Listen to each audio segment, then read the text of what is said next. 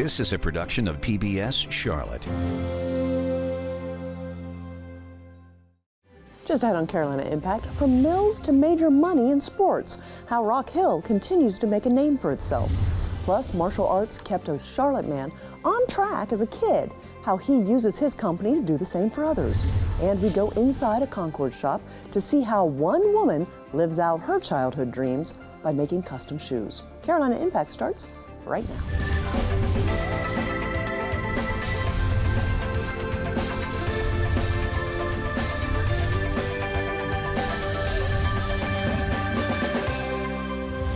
Good evening. Thanks so much for joining us. I'm Amy Burkett. Rock Hill, South Carolina once stood as a powerhouse in the manufacturing industry. Today, this vibrant city has reinvented itself as a leader in sports tourism. Thanks to a visionary blend of long-term strategy and a few calculated risks, this city has found itself competing on national and international stages. Carolina Impact's Chris Clark explores the smart decisions that paved the way for a new era of success. On any given weekend in Rock Hill, the city's parks buzz with energy as thousands of amateur athletes compete in everything from volleyball and softball, cycling to soccer. We are the best! Love the facility. This place is absolutely beautiful. Once a thriving textile hub, Rock Hill's factories hummed, weaving its identity into every thread of fabric. But in the late 70s, the mills began to fall silent. The town faced an undeniable truth. To survive, it would need to reinvent itself and stitch together a brand new future. Much like most southern cities or towns, and trying to figure out a way to kind of divest itself into what was going to be the future. In 1983, the city found itself at a pivotal moment over what to do with 68 acres of prime real estate. Many pushed for retail shops and restaurants. Former Mayor Betty Jo Ray and former city manager Joe Lanford had a different vision. Their idea wasn't just about filling land.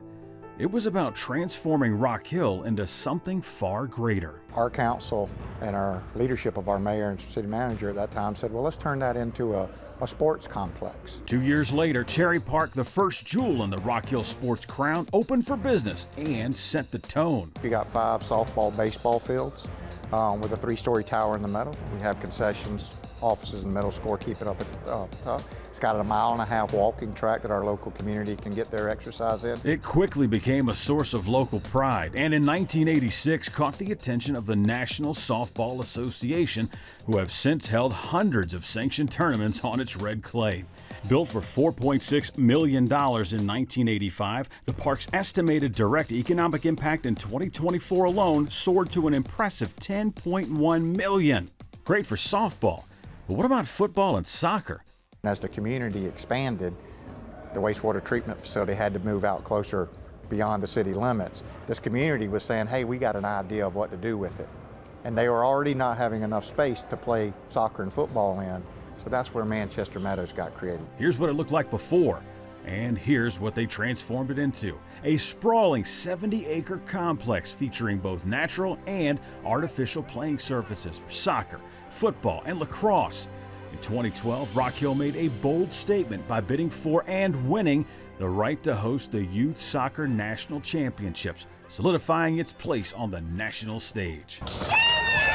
We were up against 2 other cities, Boston and Kansas City. The Velodrome opened in 2012, followed by the BMX Supercross track in 2014, hosting a USA BMX Nationals event every year along with 2 UCI BMX Racing World Championships. Instead of Boston and Kansas City now, Copenhagen, Denmark, we just hosted an event in 2024. Copenhagen, Denmark is hosting it in 2025. Bangkok, Thailand, Zolder, Belgium, Papendal, Netherlands, those are the facilities that we're competing against. Which is music to the ears of local businesses. When you start getting into that international component, they're not here for a weekend or a week. They're here for 30 days, 45 days. But their biggest investment to date, that is right here. This is the Rock Hill Sports and Events Center. And coming in at $28 million, this place cost almost as much as all of those other parks combined. It features a championship court with 1,200 seats, 8 full-size basketball courts or 16 volleyball courts, 700 permanent seats around the edge, and a walking track. For what you're getting when you walk into this arena, it's, like I said, it's nicely maintained. We've been in other facilities that cost more and don't offer as nice of a facility. The other thing is the sheer size of this place. So to be able to hold the venues like this, we're able to host a large event, and that attracts people from all over the place. Over 250,000 people in 2024 flocked to the Rock Hill Sports Center. This steady stream of spectators is a lifeblood for the restaurants surrounding the venue, turning the area into a bustling hub of activity and opportunity. It helps our weekends exponentially. We do a lot of different events throughout the year. The American Cornhole League competition each year tends to be one of our busiest weeks and a little bit crazy at times. The basketball and volleyball events also going on pretty much year-round. The initial investment to build these world-class facilities totaled $58.3 million. Yet the estimated direct economic impact for fiscal year 2024 alone reached nearly $125 million. This remarkable return underscores the city's ability to adapt, evolve, and remain a leader, no matter which sport captures the nation's attention next. Nobody saw air guitar being held here. Nobody saw cornhole being played in here. Nobody saw dodgeball or knives being thrown. It's unique, it's different, but if they'll spend money in our community and they create room nights, we'll host them. What began as a vision to breathe new life into a fading town has transformed Rock Hill into an international sports destination. With each new facility, each new championship, Rock Hill has proven it's not just keeping up with the times, it's leading the way. For Carolina Impact, I'm Chris Clark. Thank you, Chris. They're showing no signs of slowing down either. Rock Hill is currently building a 105-acre park featuring a full-size baseball field with seating for up to 600, pickleball courts, and an amphitheater for dance and cheer competitions. Well, sports does more than just bring in money and entertain crowds. For one Charlotte man who grew up in a rough neighborhood, it was his way to stay on the right path. Martial arts not only gave him something positive to do, but it gave him the skills he needed to be a mentor and run his own martial arts company. Carolina Impact's Dara Khalid and videographer Marcellus Jones explore how he's fighting to steer kids in the right direction.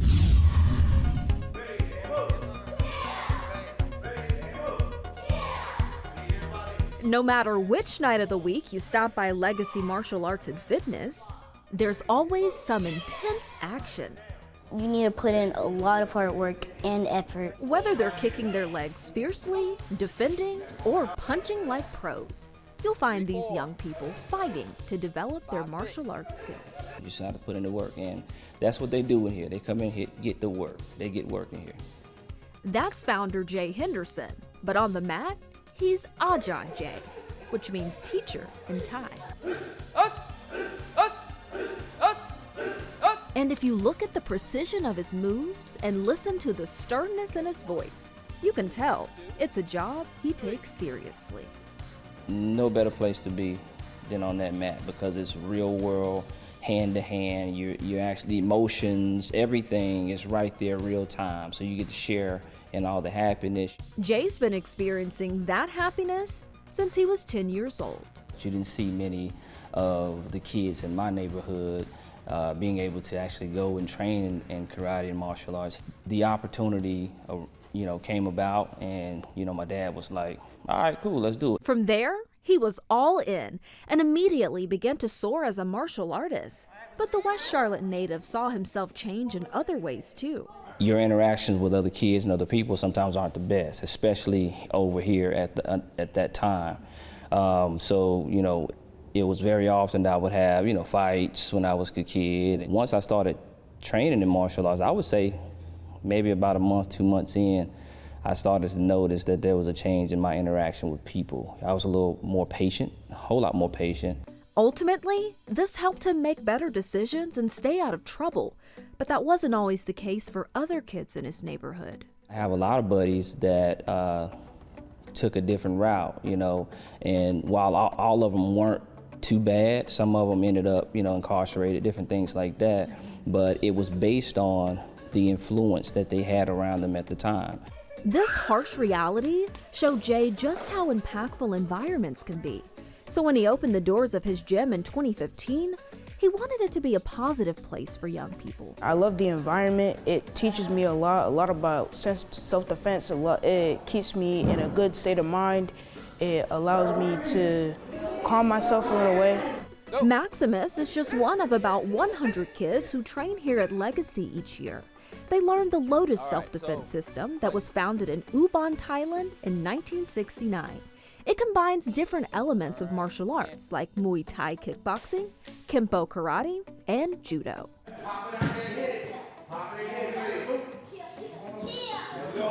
It doesn't come easy, but Jay's little brother and co-owner of the gym, Shelton, takes pride in helping people perfect the craft. I'm always looking for the next best thing within my student. I get goosebumps when I see the students actually picking up the material that we've given them in previous weeks. So it's just a pleasure to see them learn. He isn't the only one in the family working here. Jay's wife, Maisha, greets students with a smile. She does everything from customer service, admin work, to social media. And to her, it's all worth it. When he's not here, he's doing nothing but martial arts.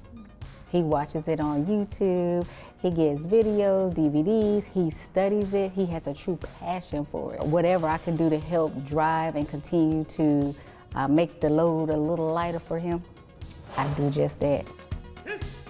With strong support behind him, it makes it easier for Jay to be a strong support for his students. He's like a big brother, father figure, and an uncle, all in one, Just a great male role model in my life. Yeah, he just made me a better man overall. Just teaching me determination and focus and drive. It's so nice to see everybody. Who's happy? I'm happy. Me too. And for Melinda Gutierrez, who only planned to be a martial arts mom, and then I became a student, soon found herself on the mat learning, then teaching others. Oh, it's the best feeling in the world because you get to see them in their element. They get to really learn and express themselves, and more importantly, it's their own unique way. And to Jay, that's what it's all about. It's the purpose behind us, to carry on and build legacies. Keep going. What is it? You did that real easy. That was real life. And that legacy isn't just for his students, it's for his family too. For Carolina Impact, I'm Dara Khalid. Thank you, Dara. His hometown is so important. Jay wants to reach out as much as possible and do everything he can with his business to help others. He plans to start with nearby schools and churches. Well, we've all heard the saying, in the right place at the right time. Carolina Impact's Jason Terzes joins us with the amazing story of one area man who truly lived that out. Okay, so picture this. You're somewhere by yourself, could be home or driving or anywhere else, and you experience a medical emergency. What happens? Can you get to a phone? And what are your chances of getting help before it's too late? The man we're about to introduce you to had one of those medical emergencies, but if it weren't for multiple factors, including being at the right place at the right time, he likely wouldn't have made it. He'd been training. I was ready. Practically nonstop. I was gonna do it. About to tackle one of the world's toughest endurance challenges. Nothing was gonna stop me until that December 13th. And then it happened. I've asked myself a question. Is this it? His heart stopping for nearly a full minute. We realized that he had flatlined, so the eyes had rolled back. He was not responsive. Two strangers in just the right place at just the right time. We didn't know who he was at that point. Working together in a frantic effort to save a man's life. That's when I said to Chip, we have to do this. I would not be sitting here today if God hadn't sent Chip and Jennifer to be there at that time. Val Kovalenko grew up in Ukraine. Admittedly, he wasn't an athlete. Growing up, I've never played any sports. Nor was he a scholar. I didn't go to college. I barely finished high school. I actually dropped out. He immigrated to the United States 25 years ago. I've proved myself over and over again that hard work pays off. With a wife, 5 kids, and a successful home construction company, life was good, but Val felt like something was still missing.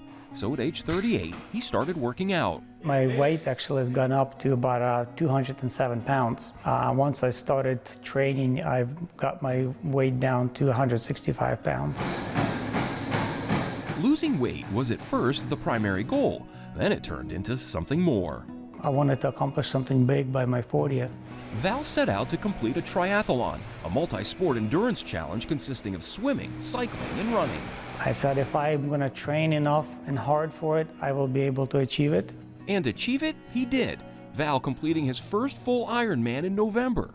But it came, though, with a warning. A day before that Ironman, I've actually started experiencing some burning pain in my arm extending to my chest. That same radiating pain returned every day afterwards, but Val kept pushing through.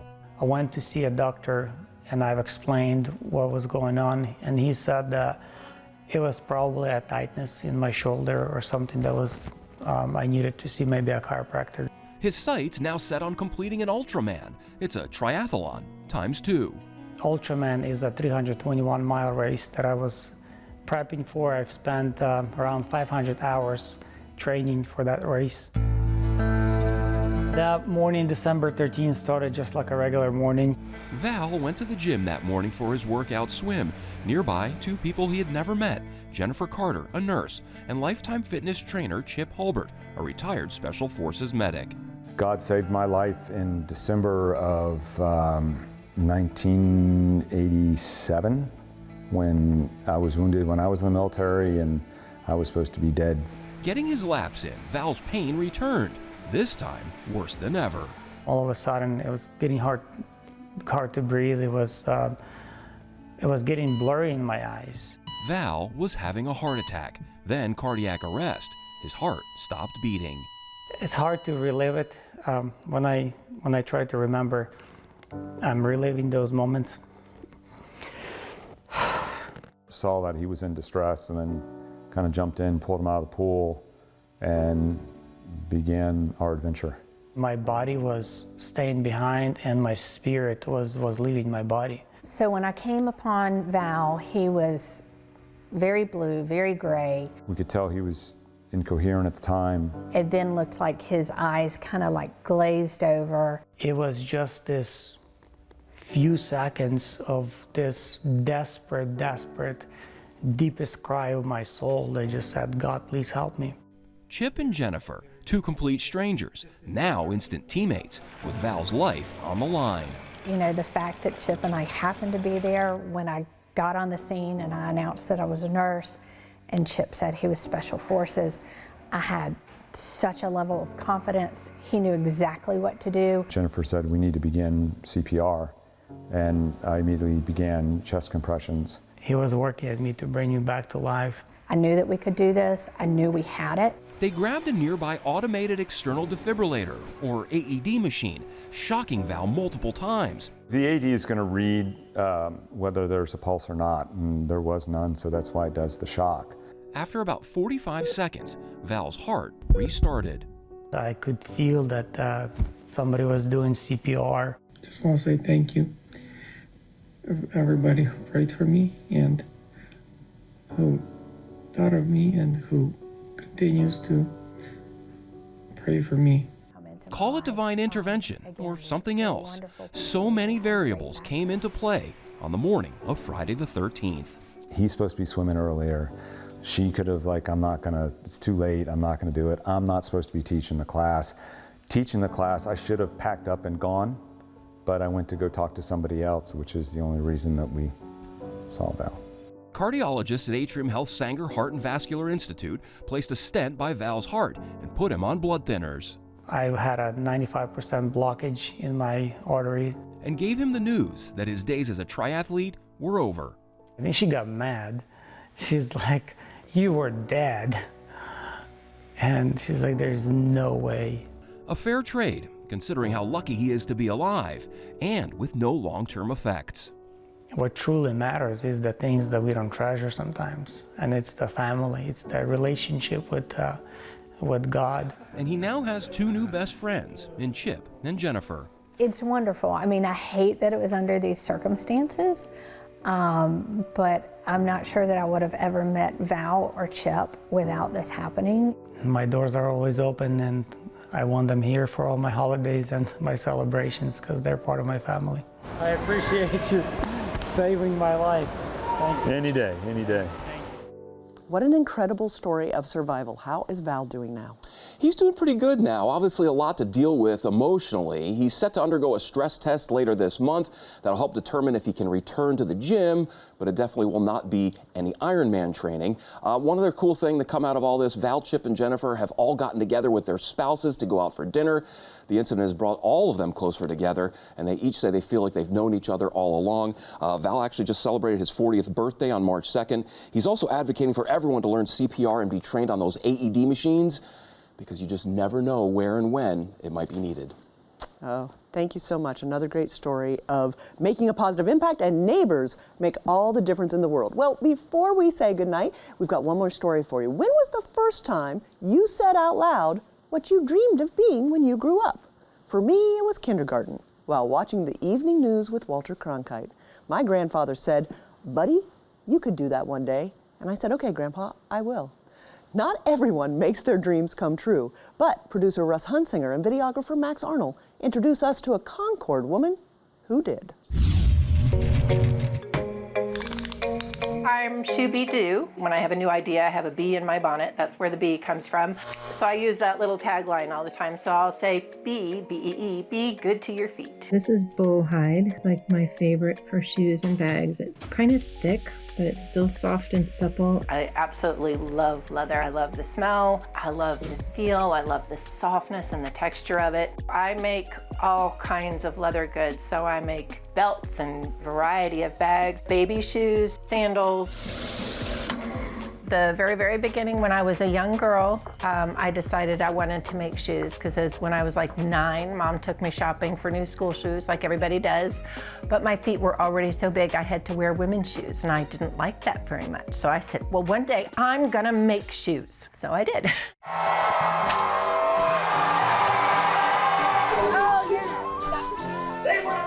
Good day, how are you? We are at the Carolina Renaissance Festival. It's a big inspiration for a lot of the shoes and bags that I make. Do you have your Mary Janes on today? I do. She does. When I graduated high school, all my friends went off to college, and I went to the local shoe repair shop, and I apprenticed with him for a couple of years, and eventually he taught me how to make custom-made sandals. In 2005, I needed to do something for some income for our family. All right, does that feel too tight? Do you want it any looser? Because I can loosen it. I started making little fleece things, little fleece baby shoes and mittens and hats and things. Then, you know, just the bug was bit, and I wanted to work with leather. And so my husband and also a neighbor of mine suggested, hey, you know, I think your things would be really good at the Renaissance Festival. Oh yes, I'm a president of her fan club. It was really fun, and each new thing would come along and she'd go ahead and try something new. I guess at one point I just thought, you know, it's really time to have a brick and mortar space so I can meet people, and then I can have my things out all year round also, and then I can really kind of do anything. So this is the paper pattern, and I've already gone ahead and traced off the pieces. This is going to be a Mary Jane. Doesn't look like it now, but it will go like this, and like this. And like that. This is a custom Mary Jane, and really the only thing custom about this is that she chose her color. We met at the Renaissance Festival, actually, probably 10, 15 years ago. My foot issues were, I'd start out in the morning, probably a 7.5 or an 8 wide. The front part of my feet would swell so much that they'd be just scraping the inside of my shoes. My feet are really wide at the front. They're basically shaped like the foot of a duck. It really did change my life because I can take the dog for a walk. The dog and I are he walks 2 miles and I walk his 2 miles, and then I turn around and walk my 2 miles. Would you be wearing socks with these shoes that I'm going to make for you today? I learned the anatomy of the foot and all the things that cause problems when you have bad shoes, and it goes from the foot to the knee to the hip to the back. I never want to make a shoe that's going to cause a problem. What I want to do is make a pair of like colonial shoes. Yep. The reason I keep coming back is because if I bring something in and tell her what I want her to do, we always seem to be able to find a way to do it. My shoes that I make, I want them to be cute, but I want them to be functional, and I want them to be long-lasting. It is an unusual business, I know. I love being a shoemaker. I feel like I still have so much to learn. You know, I've been doing it for like almost 20 years, but I feel like I kind of barely scratched the surface. Thank you, Russ and Max. Cindy's shop is on Union Street in Concord if you want to check it out. Well, that's all the time we have this evening, but before we say goodnight, I want to say thank you to the amazing students from Monroe Middle School who came to be a part of our studio audience. They asked some really good questions. First, they wanted to know how much my outfit cost. I'm a good bargain girl. But now it's time to say goodnight because we're out of time. Thanks so much for joining us. We always appreciate your time and look forward to seeing you back here again. Good night, my friends.